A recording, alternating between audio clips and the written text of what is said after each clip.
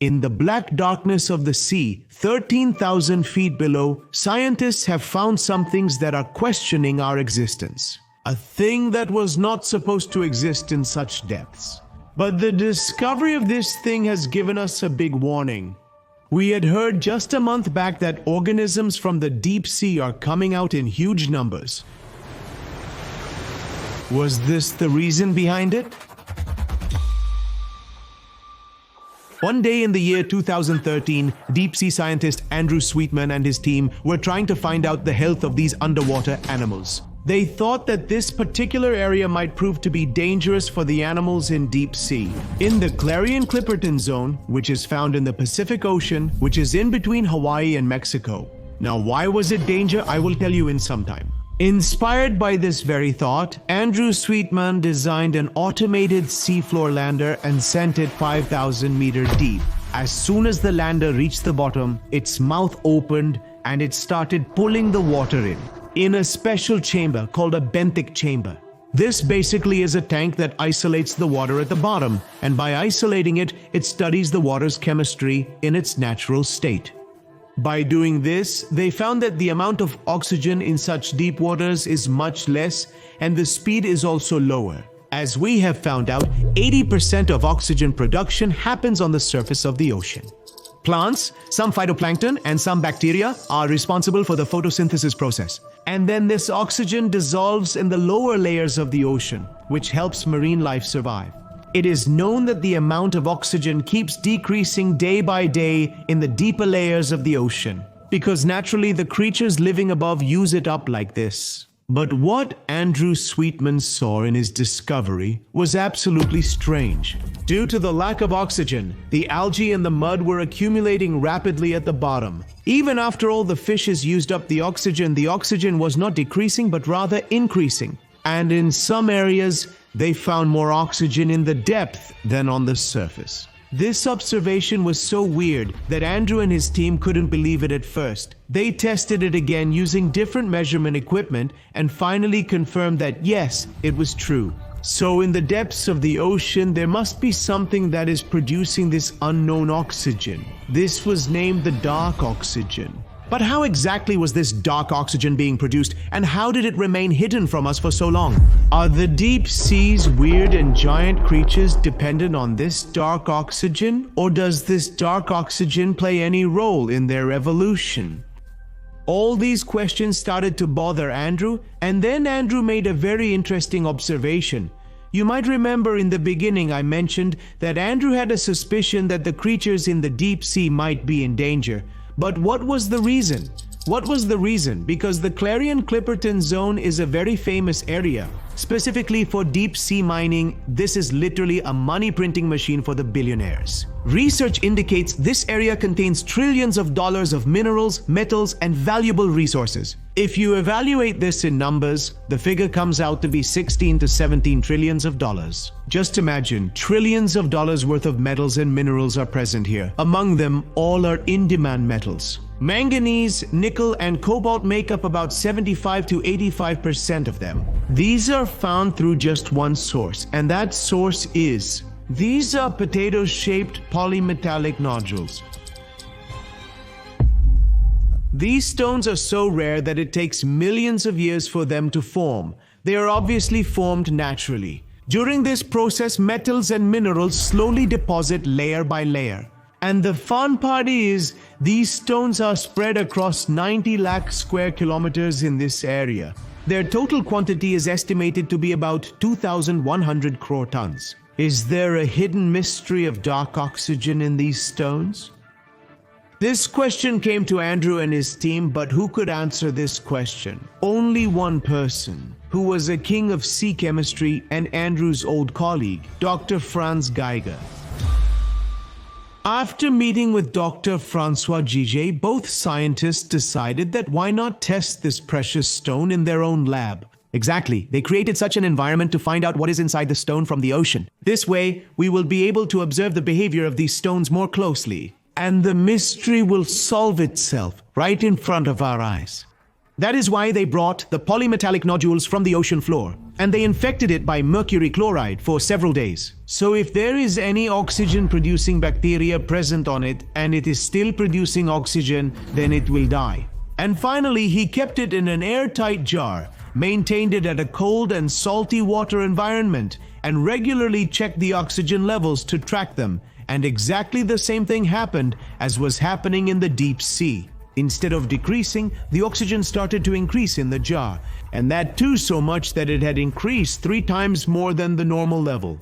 So now it was proved that in these new births, the source of oxygen is not any plant or microorganism at all. So the source of this oxygen is not biotic but abiotic. So then the question remained, after all, how was oxygen being released from a black, rough stone? Well, now all that was needed was to conduct one last experiment through which Dr. Geiger's doubt would finally be cleared. But for Dr. Geiger, this was not an easy task, because they were being chased by some greedy people who wanted to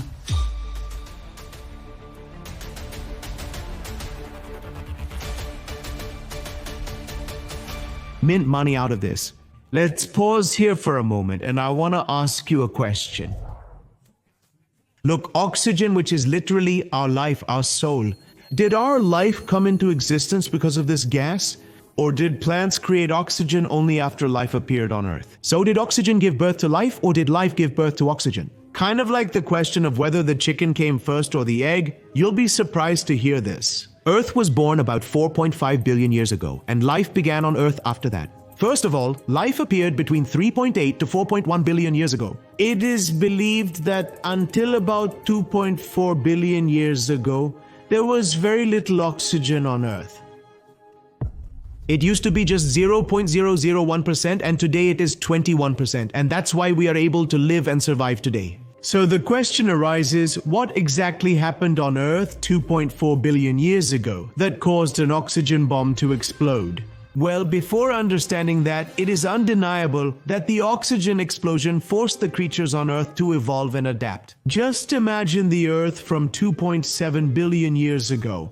It looked like an alien planet, dense orange sky filled with methane. Without oxygen, sea filled with sulfur and iron, life emerges among these organisms that feast on this chemical waste. In this waste, there is a hero born who will change the fate of the universe forever. Cyanobacteria, it created such a genetic mutation. Because of this, it became possible for a single-celled organism to produce and store energy through sunlight. This is what we call photosynthesis today. During this process, oxygen was released as a toxic byproduct. As a result, the direction and fate of life changed completely.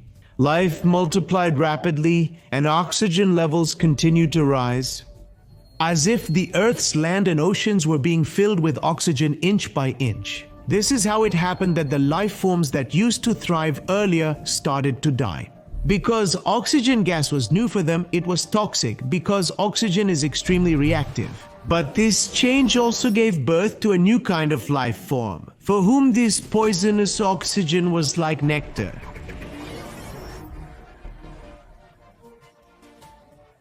Our microscopic ancestors were born. Which then, in this oxygen-rich world, in this oxygen-rich environment, oxygen gas itself. Later, ozone formed in the atmosphere above, because of which, under its protection, we were able to multiply and evolve. All those forms and colors in which we exist today. Scientists called this event the Great Oxidation Event, and only after this, life as we know it began to form. The same air which we breathe today. But now there's a twist to the story. The discovery of this new dark oxygen is contradicting this fact, because oxygen was already present on Earth from the very beginning, according to the data found in the latest research. In fact, even today, studies do not show that the earliest forms of life found in the deep layers of the ocean had any such adaptations that would allow them to survive on the surface of this planet. 88 to 92% of the species here are such that they are found only in this region of the world. But our knowledge is still unknown and undiscovered, and all of this is deeply dependent on this dark oxygen, as far as we know. Some exploration was done in this area in the 1980s. To conduct the test and the whole system collapsed, 70 to 80% of life was destroyed. to such an extent that even after so many years, they have not been able to recover. We feel that the entire deep sea is just one ecosystem, but thinking like this is a big mistake. It's like saying, if I live in Mumbai, then the whole world is like Mumbai. If you find a Bengal tiger in India, a kangaroo and ostrich in Australia, then you find polar bears in the Arctic. The deeper you go into the sea, the more diverse creatures you'll find. Where you find strange creatures at every step, and you keep encountering new species one after another, which have only been discovered in the last few years. You won't believe it when a blue whale dies on the surface. Then, until it drowns, thousands of creatures feast on its 150 tons of meat, not for one day but for 50 years. First, big predators like hatchetfish and sharks feast on its meat. Then scavengers like crustaceans and mollusks eat the remaining flesh. After that, worms clean up whatever is left. In the deep sea, whatever bones, skulls, and hard shells are left behind, they are gobbled up by the chemical-eating bacteria. They produce hydrogen sulfide in big numbers. This is known as the sulfophilic stage. And you already know about hydrogen sulfide, which is the best food for deep sea creatures, which are then eaten by tube worms, which are then eaten by squids and fish. And this cycle keeps going on. This is the beauty of nature. Do you know that there are poisonous lakes in the deep sea? It is poisonous for us, but for some it's their world. These are cold seeps or brine pools, which are poisonous ponds, exist at the bottom of the ocean even today. This is because these brine pools are formed when extremely salty water accumulates. 5 to 6 times more salty than seawater, and even a little bit of it can be deadly for any creature in the sea, because its density is much higher, and that's why nothing can float here. Due to methane, other gases and minerals, it can sometimes become even more dangerous. These places are also dangerous for animals. In fact, this place is the food of many bacteria. These bacteria eat many layers of this mud, which later release chemicals, minerals, and nutrients. This is a typical example of how even a small organism connects a large food chain in an ecosystem on which the survival of many creatures depends. This has been true across numerous eras. And now let's talk about polymetallic nodules, which also produce this dark oxygen. They support a big ecosystem, and the mining operations of the 1980s have already proven this. 70 to 80% of the organisms and their ecosystem have not recovered even after 45 years. But unfortunately, even after all this research, you can still find a powerful lobby that is pushing for more mining here. Like the metals company, the most ironic thing is, the metals company itself funded deep-sea research through scientists. But when the real truth slowly started coming out, they tried to hide it. The metals company called their scientific findings flawed and misleading, and even tried to discredit the Science Journal, which is a very reputable scientific journal. They even tried to suppress it completely. Are their objective more important than the lives of the creatures? Well, this was just one way of stopping it, which could be done by the two, Dr. Andrew Sweetman and Dr. Franz Geiger. These two scientists had proved it. In their lab experiment, they found that metallic nodules actually release oxygen gas into the water. But they still had to prove the exact mechanism behind it. Which mechanism is actually producing oxygen gas here?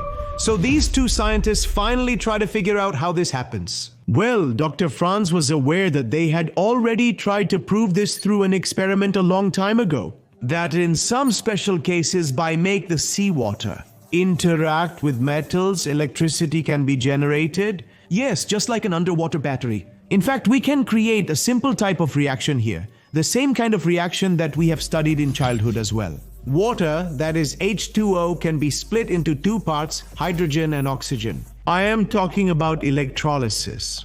So maybe these underwater polymetallic nodules are also not releasing oxygen due to this reaction. Is there also an underwater battery hidden deep inside the Earth's core, which are carrying out this dark oxygen production process? Sounds weird, right? Testing this was very important, so once again, both scientists took these stones in the lab and tried to find out if they could actually produce oxygen in a completely dark environment. After that, they attached 2 electrodes to the surface of those stones and measured it with a voltmeter. And they were shocked, both emotionally and literally, because electricity of 0.95 volts was produced, but how exactly Well, let me give you a quick revision of the concepts of physics in short, then you'll understand. See, what does 0.95 volts of electricity mean? And that too from just one stone. So the simple principle of electricity is that electricity will always flow from high potential to low potential. This is basically a universal principle which applies everywhere in the world. Like, for example, imagine you took a pipe in front of you and filled it with water. Will the water in this pipe move forward on its own? No, right? It won't. But if you take a piston and lift it, then a force will be created in the water of that pipe which will push it forward. Well, electricity works in the same way. Lifting the pipe creates a potential difference, and the force that pushes the flow of water forward is what we measure. In a cell, there is a device called a battery, which is also called a 1.5 volt battery. It has a positive terminal and a negative terminal, and there is a potential difference of 1.5 volts between them, and to cover the difference. On the side where there is more water in the tank to the other side where there is less, the charge moves because of the force of 1.5 volts. And now, if you connect any circuit to it, like a bulb for example, then the charge will pass through that circuit as well. Negative terminal to positive. And that bulb will light up. Now, if you look further in this polymetallic stone, you will see that the manganese is already present. The energy that is generated in our batteries and the positive terminal in the batteries is created. They do not contain zinc like in the batteries, but it is replaced by iron oxide, which plays the role of the negative terminal. And the medium in which they call the electrolyte, that's actually seawater, which is filled with ions like Na plus Cl, H2 and hydroxide. And that's why when scientists tested it, at one point, when one electrode was attached, and at the other point, the other electrode, the voltmeter showed a reading of 0.95 volts of electricity. The scientists were shocked by the experiment's results, as they never expected to produce electricity in volts, thinking it would be much lower, even in nanovolts. The experiment generated a substantial amount of electricity, far exceeding their expectations. Now, if electricity is being produced in this way in many places, does this simply mean that the process of electrolysis is happening naturally in which dark oxygen is being produced? Well, there's a catch. Both scientists agreed that to carry out the process properly, at least 1.23 volts of electricity is required. But here, we see something different. We only got about 0.95 volts. So in the research paper, they wrote that this stone can still produce electricity even at less than 1.23 volts. If these are found together in a single place or in a clustered form, which is actually quite common in a deep water landscape.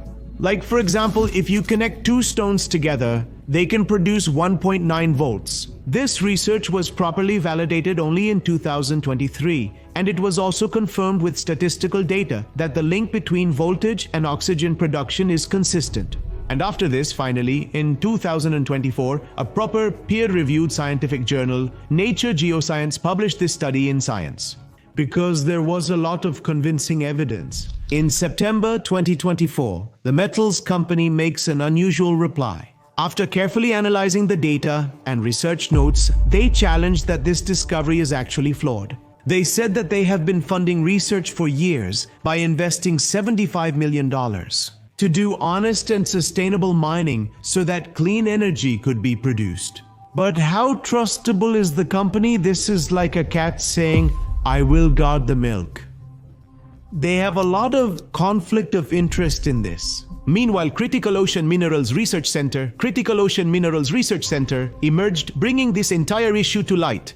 Because what they said was that two other researchers had already done this experiment before, but they didn't get such results. Like the University of Southern Denmark had done a similar research. But when they used a different type of lander, the covariance lander, they got the opposite result. Oxygen didn't increase, it actually decreased. Now, Andrew and his team's response to this was that a single covariance lander can't measure the results that accurately. But some other genuine scientists and researchers also raised concerns. Like an independent researcher, Bo Barker Jorgensen from Aarhus University said, he got completely opposite results.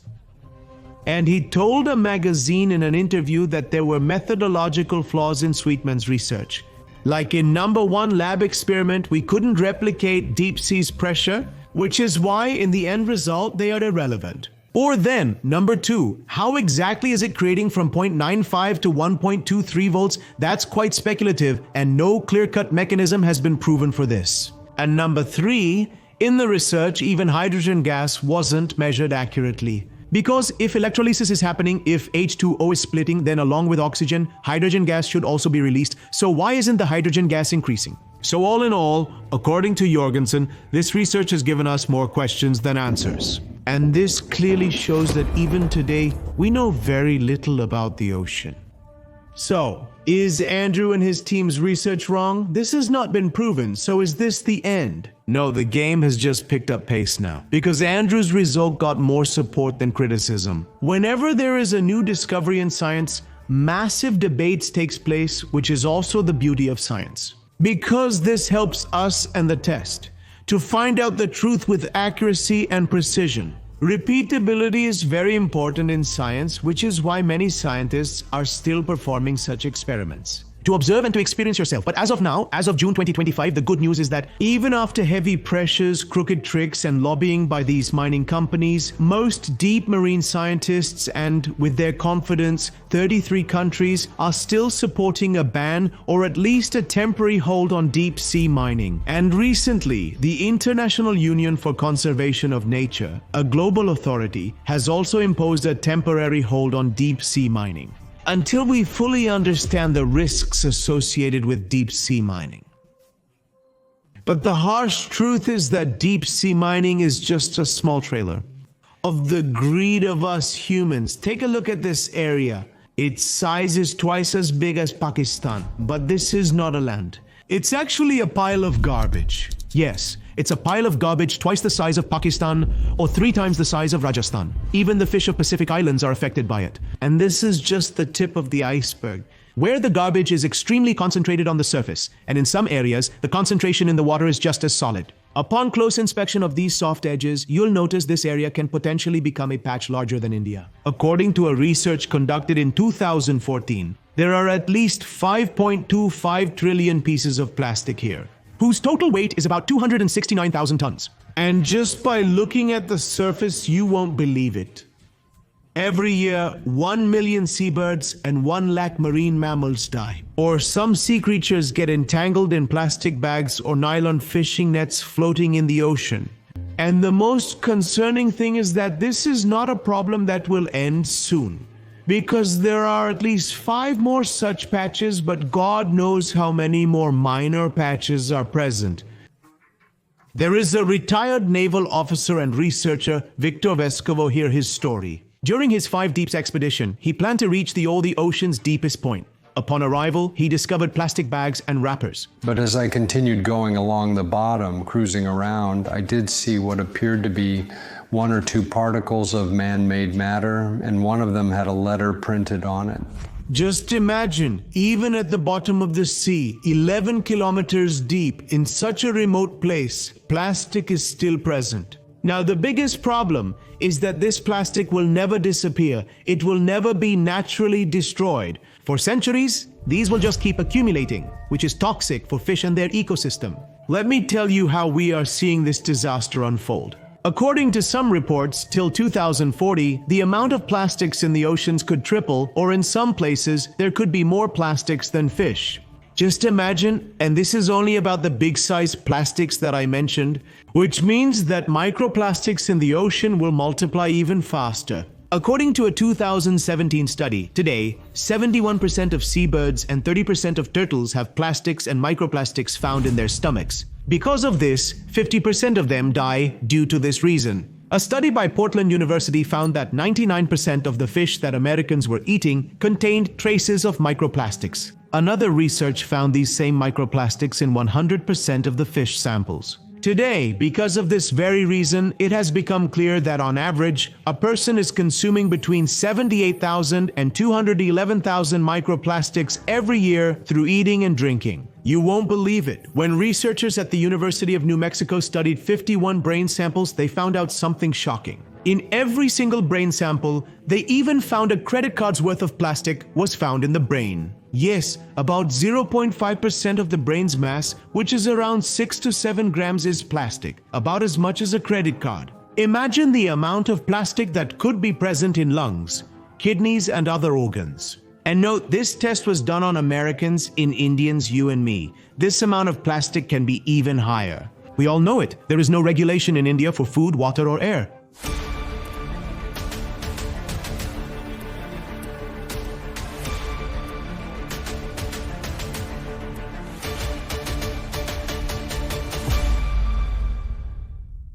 Microplastics are also being found in newborn babies' placentas. Who knows how this will affect the growth and development of children? Mankind is evolving at a rapid speed today, but what about the environment? Years go by while debates keep happening on them, and then when it finally gets passed and implemented, by then it becomes too late. We humans are the only creatures who have been given the wisdom to become the most destructive of all. This very dark reality has been clearly shown to us by this discovery of dark oxygen. Andrew and his team, in order to conduct deep and rigorous research in this subject, have been funded £2 million of grant from Japan's Nippon Foundation. This research, which began in 2025, will now proceed for another 3 years. And next year, in 2026, this group will also send their equipment more deeper in the sea, will also study those samples. Among these, the major goals will be, number 1, to reproduce their original discovery. If their findings remain consistent, it will be a very good situation. Number 2, this time they will also carefully measure the hydrogen levels to see if electrolysis is really happening in the process. Not only oxygen gas, but also hydrogen is produced. Third, they will investigate if this is a novel phenomenon. If hydrogen is being generated, then deep water creatures can't survive for long in the presence of hydrogen. And fourth, they will also check if microorganisms play a major role in this. If they are responsible for producing this dark oxygen, or if the source of this oxygen is purely abiotic and independent of life.